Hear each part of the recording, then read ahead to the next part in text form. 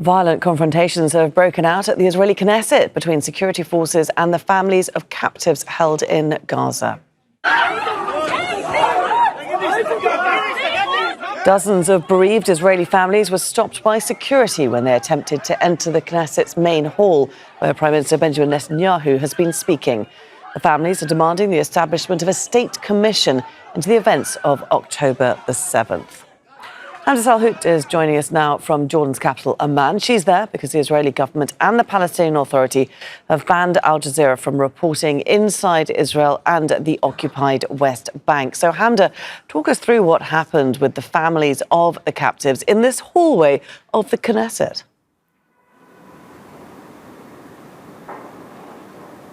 Well, these were family members of captives, family members who are bereaved, who've lost loved ones in the October 7th attacks, and also family members of captives who were brought back deceased from the Gaza Strip, trying to go essentially into the viewing point of the Israeli Knesset plenum. This is very common for the Israeli public and family members of captives to watch the Israeli parliament speak and talk about next steps. They are often in these seats that are above the auditorium, and there is a glass screen there. So that's where they often sit. But this time, the security wasn't letting them in, but it's unclear as to why. And Benjamin Netanyahu was supposed to be addressing why there still hasn't been an independent state inquiry into Israel's security failures on October the 7th and the days leading up to it. So the family members wanted to hear those answers, but the security forces did not let them in, something that has been ultimately shamed by the opposition, calling for the Speaker of the Israeli Knesset, Amir Ohana, to resign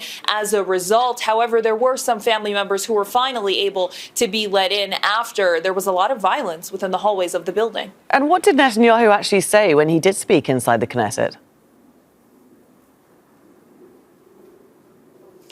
Well, the Israeli prime minister did say that there was a need for an independent commission to establish what had happened, essentially the security failures that Israel had that led to October the 7th and beforehand. But it's worth mentioning that he said it needs to be independent, free of political bias, can't be from a court that has a, quote, predetermined opinion already. But there already has been an army investigation into the matter. There have been several people within the Israeli government who have been calling for this investigation, but Netanyahu nonetheless took the opportunity to say that it was because of him that there were 33 captives who were brought back during phase one of this deal, that his hardened stance is the reason why Hamas was able to accept a deal. And now he says that Israel might need to return to war in order to up that pressure on Hamas. But it's worth mentioning that while he was speaking, the family members of captives actually stood up and had their backs turned, essentially not liking what Benjamin Netanyahu was saying. So while Netanyahu